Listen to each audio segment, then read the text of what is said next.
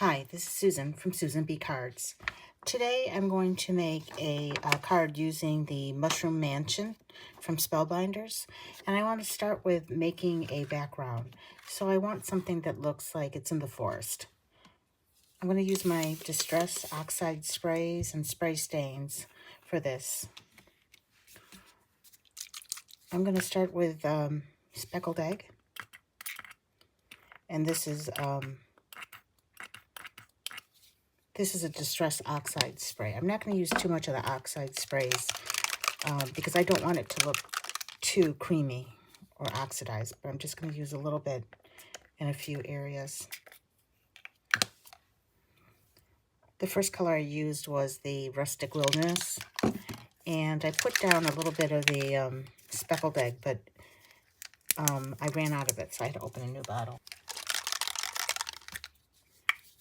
A little bit more here.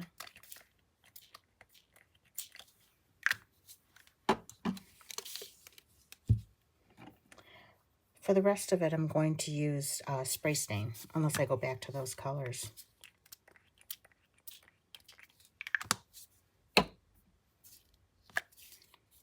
This one was Salvage Patina. This one is Peeled Paint.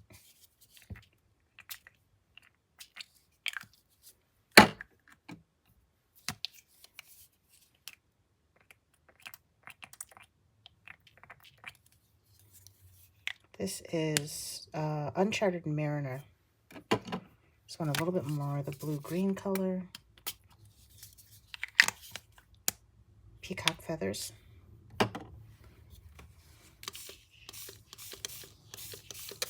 Just spraying some water on here, just so get color everywhere.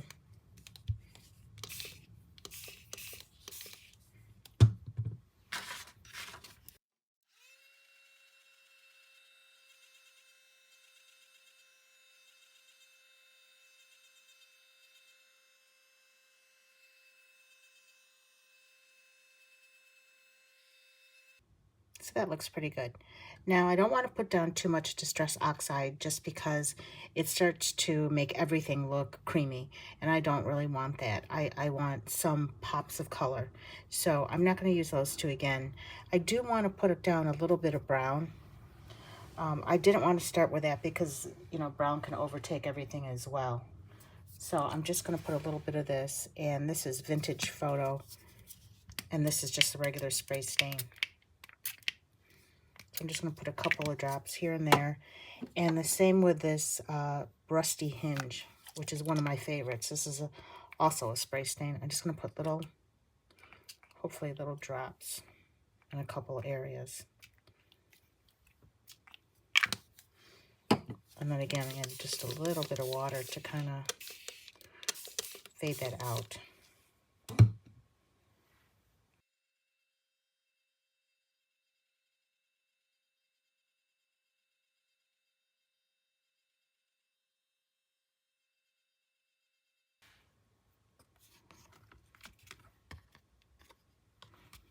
Just gonna pick up some of the color that's left on my mat.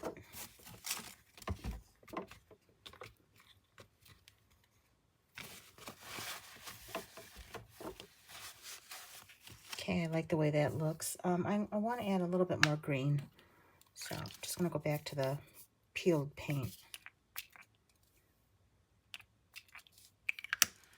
And I think to brighten it up in a couple spots, I'm going to add some mustard seed. And hopefully when that all mixes, it'll lighten up some of the colors.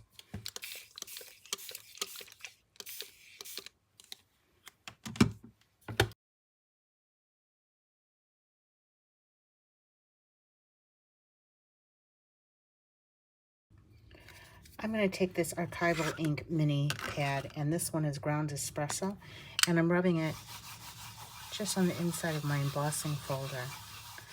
I want the shape of the leaves to be pressed into the paper. So I'm going to do it this way. You can see this whole area is raised so that when I emboss it, it's going to go into the paper. And I think this one is called Leafy Helix, but again, I will link that in the description below the video. And I want it to kind of look like this, like a little bit jungly in the background. So I'll be right back.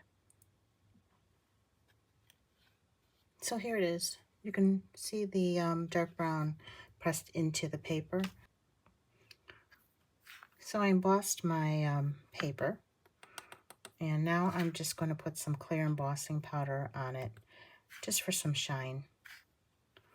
I kind of feel like wherever the embossing powder sticks is where it sticks. So I'm going to go ahead and emboss this, and I'll be right back. So now I have two backgrounds. This one I had done previously and had it in my stash box, and just embossed the Leafy Helix over it. And I like that one. I like all the rust. It's a little bit lighter. In some areas there's a lot more blue. This is the one that I just made, and it's a little bit darker, has a lot more green in it. Here's the mushroom mansion that I made. This is just cream. I'm trying to think what paper this is. I think this is just Distress Heavy Stock, the same as this paper. And I just inked it, the edges lightly. I dipped this die cut piece into red and just put some water on it too, just to give it a little bit of color variation. I don't know if you can see that in the picture. And then for the windows, I just took some blue, just regular paper, stuck it behind the windows because you could see right through them. So you could either put like a yellow in the background if you wanted to look like it's lit up. I just happened to like the blue, so I put blue back there, and then I took some of the Winkastella and I shined it up there. And that's pretty much that for this. So you can see, here's the house. There's a snail, a small mushroom, and some leaves and flowers. The leaves and flowers, I also just had some inked pieces of paper. And whenever I do this, I save the scraps so I can possibly cut small pieces from it in the future, and that's what this is. So I have a lot of paper that I just dipped and inked. And again, because I like the little dots and the color variation. And then I took a color, just a blender with some mowed lawn, and I did the edges just to darken it up a little bit. So you can see how this comes together. And you can see here I have a very dark green compared to this light green here because it's from two separate pieces of paper. So if you save a lot of your scraps, you're going to have a lot of color variation, which really makes the card look more interesting. And then I'm not really sure how I'm going to put these, but I haven't cut the flowers out. I cut the stems for these. And there's some cute little flowers just to add a little color too. So I don't want to color, I don't want to cover the entire background.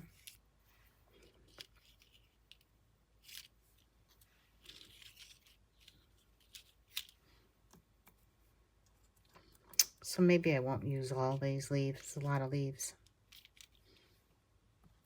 And then the stems.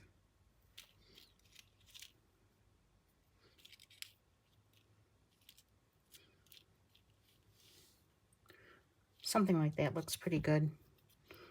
I have a lot of leaves here, so I probably don't need all of them. And I'm going to pop up the mushroom house from the background just to make it stand out a little bit more. For the second one, I have this, and it's called Garden Buddies, and it's a gnome and a little bird. I think I might use him on the second one, and then I'll have a pair of cards that are similar that can go together. I'll decide. I haven't done anything but cut some of this from white, and I was starting to color. This is his hat, so you can see all the pieces are cut from white, so I can make everything a different color. But I haven't really started working on that one yet. So let me finish this one. I'm going to die cut a couple more pieces. Not sure if we're going to use a little mushroom. There's a little mushroom and a snail. And this one's going to be a little bit lonely, so We'll see what the size of the little gnome is, and maybe I could work some of these together. Here are my 2 completed cards. This one is the Mushroom Mansion. So I did end up putting more leaves than I thought, and I think if I had to do it over, I probably would have left some of them off. But it does look like a little forest scene, which is cute. I didn't end up adding the snail. I felt like it was too big in that corner. I added 1 small mushroom. I just thought it was cute. And that's it for this card. I didn't put a sentiment on it either. I'll think about that later. On this card, I decided to leave some of the leaves off. I was going to use some of the ones from the Mushroom Mansion, and I just used the one here at the bottom. The sentiment is from the Smile and Hello set, and this set just includes the gnome, the bird, and the 2 flowers.